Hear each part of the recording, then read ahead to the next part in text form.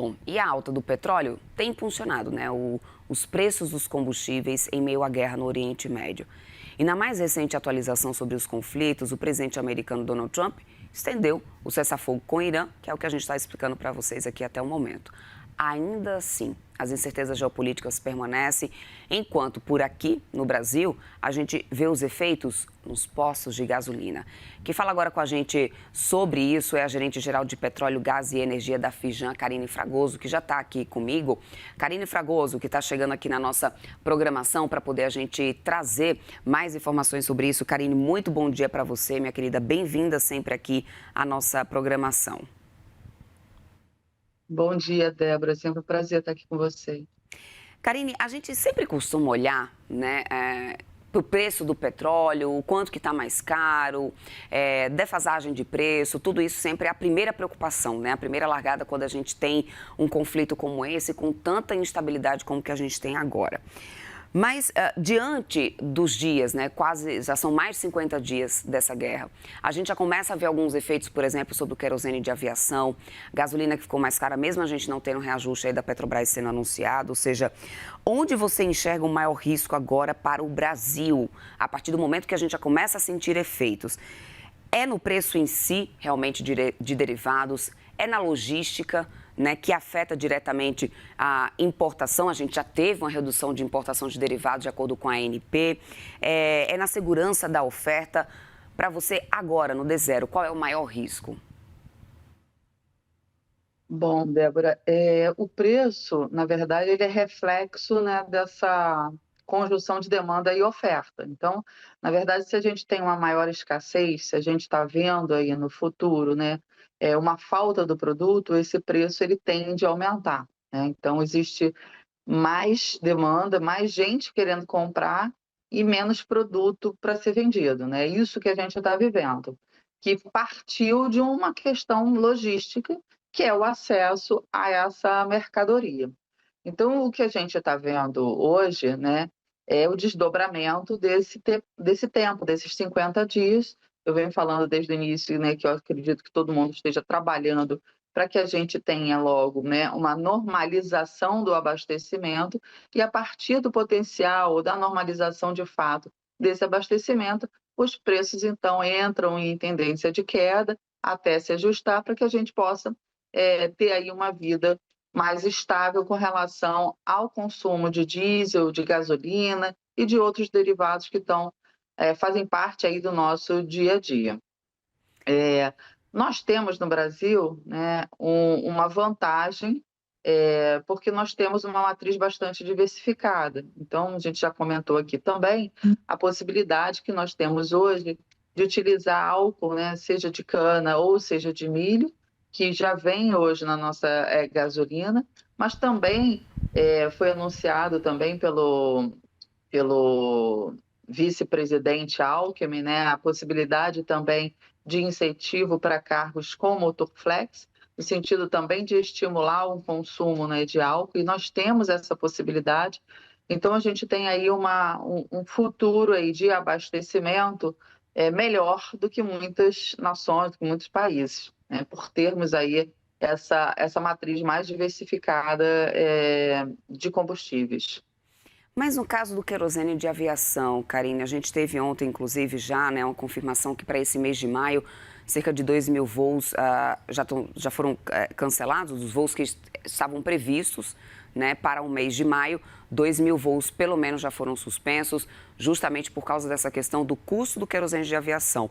E na apuração do nosso diretor de jornalismo lá de Brasília, Daniel Hittner, a expectativa é de que a gente tenha mais um reajuste do querosene de aviação, agora no início de maio. Normalmente a gente tem esse reajuste, né, a cada mês do querosene de aviação, e viria mais um reajuste de 20% a ver a se confirmar. O setor, a gente sempre, né, se preocupa com gasolina, com diesel, ainda mais por causa do transporte de alimentos.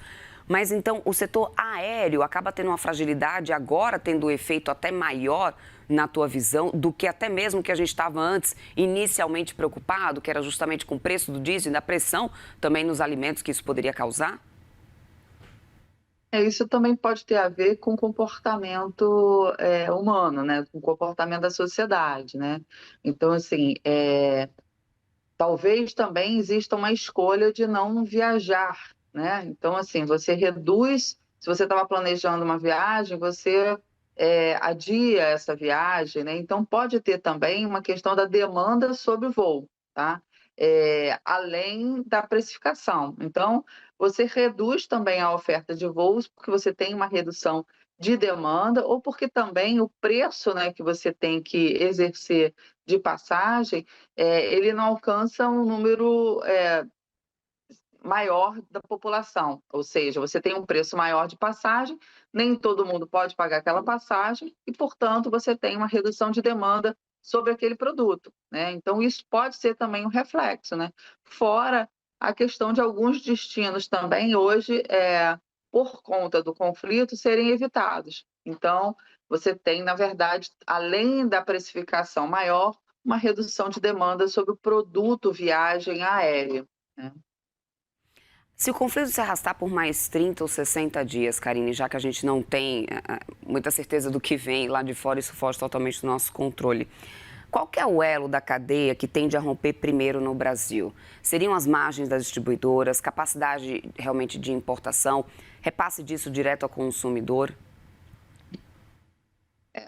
Eu acho que assim, tudo vem em cadeia, né, então a gente, o que está buscando fazer é que esse impacto ele não seja direcionado para um setor em específico, né, que isso possa ser, na medida do possível, diluído, no encadeamento produtivo. O que eu acredito que seja importante como mensagem, né, nós já passamos por isso no Brasil no passado, né, por fases de racionamento, e cabe, né, a cada um de nós ter um exercício também de eficiência energética, né, porque a gente vive num dia a dia mais confortável. Se esse conflito se estender, a gente precisa ter e internalizar que algumas, decisões ou algumas alternativas precisam ser, escolhidas, né. Então, se eu hoje abasteço meu carro, né, totalmente de gasolina, eu posso vir a abastecer meu carro com álcool, porque eu tenho mais álcool do que gasolina. Então, algumas escolhas, passam a ser influenciadas pelo ambiente que a gente está vivendo, né, no sentido de ter um equilíbrio maior, e que a gente possa passar de forma sustentável, né, sem grandes, ameaças à nossa economia, por um período um pouco mais longo.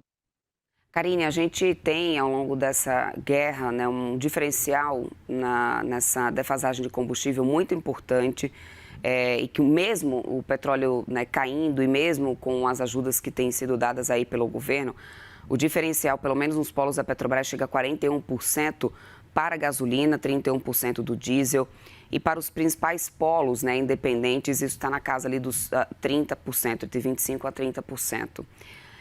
Na tua visão, até onde ainda esses distribuidores, e pela tua experiência, né, contato com o setor, até onde essas distribuidoras ainda conseguem manter esse tipo de defasagem, né? O quanto que isso já tem afetado de margens e também de competitividade do produto dessas empresas, até porque a gente depende, e parte do nosso consumo depende dessa importação e não dá para poder manter um diferencial que também prejudique tanto. Então, olhando pelo lado dessas distribuidoras, desses distribuidores independentes, como também pela Petrobras, né? Dá para poder ainda segurar por tanto tempo assim uma defasagem como essa? Não, eu acredito que nós estejamos no limite, né, como nós fizemos uma escolha, né, de abertura do mercado, né, então, assim, esse meio do caminho é muito ruim, né. Agora é importante também, que se a gente decidiu pelo mercado, para que o mercado tenha esse ajuste, né, que seja um ajuste natural a partir de preço, né, porque se eu não consigo entregar um preço adequado para o meu mercado, eu vou sair do mercado, né. Então, assim, o equilíbrio, no mercado, ele precisa ser dado pelo mercado. Quando você tem mais interferência, né, mais, proteção de Estado, você acaba desequilibrando o que deveria ser natural do mercado. Então, assim, nós fizemos uma escolha, hoje é importante nós termos esses importadores, nós temos aí em torno de 30% de abastecimento de diesel com esses importadores, é importante a gente ter essa presença deles e é importante que a gente também tenha, um olhar para o preço internacional, né. Agora, de outro lado, né, também nos faz muito bem ter uma Petrobras que em um momento de crise ela vem e nos suporta, né, buscando aí também um equilíbrio, porque a Petrobras tem uma outra questão, né, ela não é totalmente estatal, ela também tem os seus acionistas privados, que também têm os seus interesses, né, que precisam ter o seu investimento, ter o retorno do seu investimento. Então, esse equilíbrio ele passa a ser mais complexo, né? Mas a gente acredita que a gente tenha espaço, né? Existe um Brasil enorme, com vários polos aí distintos, né? Com necessidades de abastecimento. E a gente acredita que tem espaço aí para vários atores estarem praticando e distribuindo e entregando mercadoria nas várias regiões do país. Perfeito, Karine, quero muito agradecer teu tempo aqui conosco. Conversamos com a gerente-geral de Petróleo, Gás e Energia da Firjan, Karine Fragoso. Bem-vinda sempre por aqui, minha querida. Bom restinho de semana aí para você. Obrigada, uma boa semana para Até você e para mais. todos.